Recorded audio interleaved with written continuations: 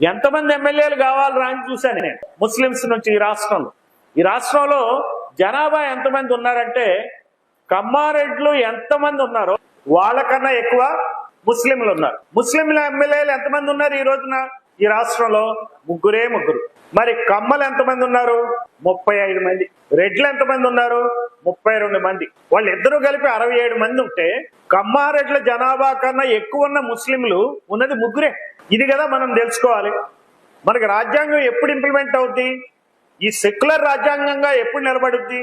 ఈ రాజ్యాంగాన్ని టచ్ చేయాలంటే ఎప్పుడు భయపడతారు? మన జనాభాకి తగిన విధంగా మన ఎమ్మెల్యేలు ఉండాలి. దాదాపుగా 12 మంది ఎమ్మెల్యేలు ఉండాలి ఈ రాష్ట్రం. మీరు తమిళనాడుకి వెళ్ళి చూడండి.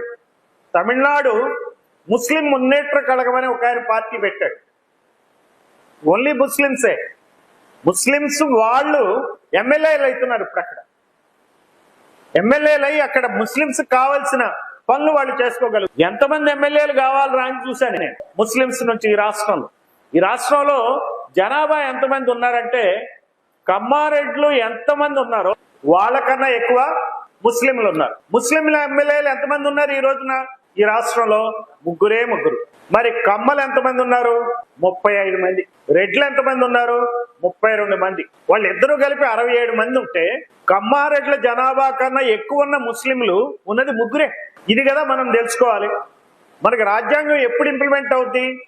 ఈ సెక్యులర్ రాజ్యాంగంగా ఎప్పుడు నిలబడుద్ది? ఈ రాజ్యాంగాన్ని టచ్ చేయాలంటే ఎప్పుడు భయపడతారు?